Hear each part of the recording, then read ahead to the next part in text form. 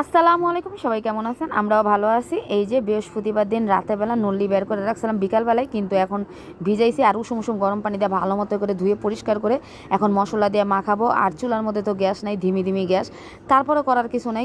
ছেলে মেয়ে খেতে চাইছে, এই জন্য ফ্রিজ থেকে বের করে রাখছি। তারপরে এই যে মশলা দিয়ে মাখাই নিলাম ভালো মতো করে। আর রাত বাজে প্রায় 11টা। এখন আমি চুলার মধ্যে নেহারিটা নল্লিটা বসাবো। এই মশলাটা ভালো মতো দিয়ে দিলাম, দিয়ে এখন বসাই দেবো। হতে থাকুক আস্তে ধীরে, কারণ গ্যাস নেই, কিছু করার নেই। তারপরে এই যে সকালবেলা, শুক্রবার দিন, শুভ সকাল সবাইকে। ফজরের সময় থেকে বৃষ্টি ঝরেই পড়ছে, অজস্রে পড়েই যাচ্ছে। এত বৃষ্টি হচ্ছে আমাদের এখানে, তো মনে করেন পুরো পানি জমে গেছে। এই যে নিচে নিচে কখনো বন্যা হয়, পানি জমে না, মানে বন্যার মতো, কিন্তু দেখি কি রাস্তাঘাট পানি হয়ে গেছে। আর আমাদের বাড়িতেও পানি ঢুকে গেছে, কিছু করার নেই। এই যে দেখেন, আমি ছাদে এসে আপনাদেরকে একটু শেয়ার করলাম। দেখেন কি পানি উঠছে, আমাদের গেটটা পর্যন্ত চলে আসছে।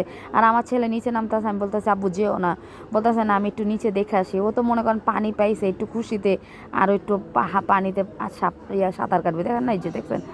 তারপরে এই যে আপনাদের ভাইয়া নাস্তা পায় নাই, এই নাস্তা আনতে গেছিলো, কিন্তু নাস্তা পায় নাই। সমুচা সিঙ্গারা আর মধুবন নিয়ে আসছে।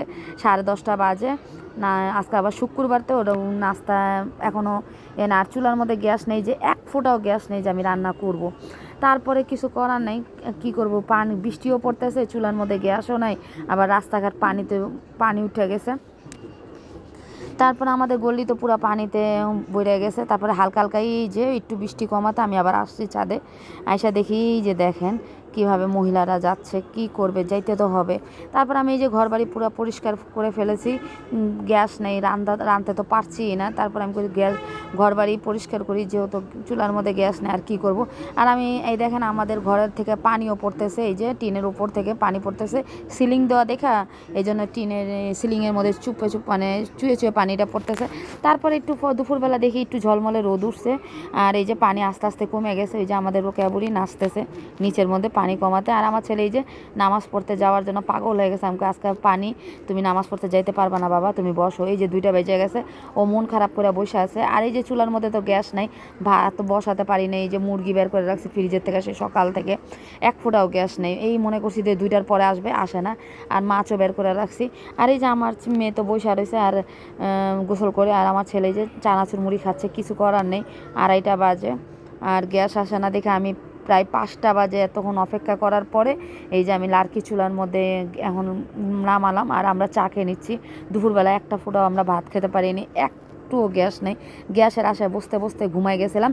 তারপরে এই যে 5টা বাজে ঘুম থেকে উঠে তারপরে এই যে চা আর কেক খাচ্ছি। বিকালে দুপুরের খাবার বিকালে খাচ্ছি, চা আর কেক খাচ্ছি, কিছু করার নেই। বিকালে নাস্তা খেয়ে নিলাম, দুপুরে তার খেতে পারলাম না ভাত। এখন ভাত বসাইছি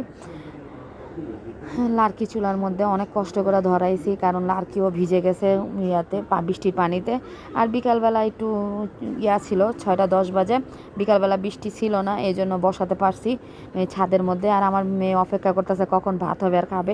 আর এই যে পেঁয়াজের দাম তো বলাই যায় না, ধোয়া ছোঁয়ার বাইরে। তারপরে এই যে পেঁয়াজ সব তরকারি মানে মশলা মুরগির গোস্ত মশলা মাখায় রাখছি। তারপরে গুঁড়া মাছ ওই যে হলুদ মরিচ দা মাখায় রাখছি। আর পেঁয়াজগুলি অনেকগুলি পেঁয়াজ কেটে রাখছি, একবারে বসাই দেবো। আলুও কেটে রাখছি, এই যে এখন রান্না করব। আর ভাতটা হলে আমি মুরগিটা আগে বসাবো, তারপরে মাছটা পরে বসাবো। তারপরে এই যে ভাতটা নামাই নিলাম, ভাতটা বলক আসছে, আসার পরে নামাই নিলাম ভাত।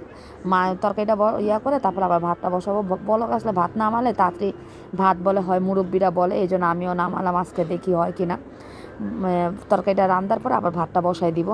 ভাত বলক, তারপরে আমি মুরগিটা ভালো মতো কষাই নিচ্ছি, সেটা আর আপনাদের সাথে শেয়ার করতে পারিনি। তারপরে যে পানি দিয়ে নিলাম।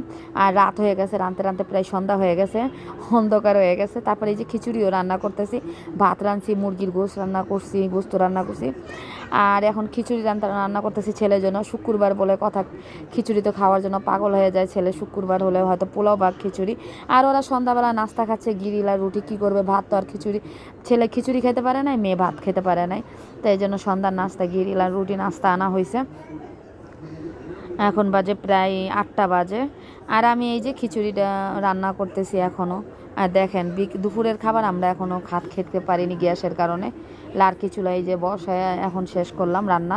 তারপরে এই যে খিচুড়ি তো হয়ে গেছে, এখন মাছটা বসাই দিব, গুঁড়া মাছের চচ্চড়ি করব আলু দিয়ে, একবারে মাখায় জাখায় বসাই দিছি, যেহেতু লার্কি চুলা। তারপর আমি খিচুড়িটা বাসায় ঘরে নিয়ে রেখে আসি রুমের মধ্যে। আর এই যে রুমের মধ্যে রেখে আসলাম। আর এটা হোক, চচ্চড়িটা হোক। আর ব্লগটা কেমন হয়েছে জানাবেন সবাই। আল্লাহ হাফেজ।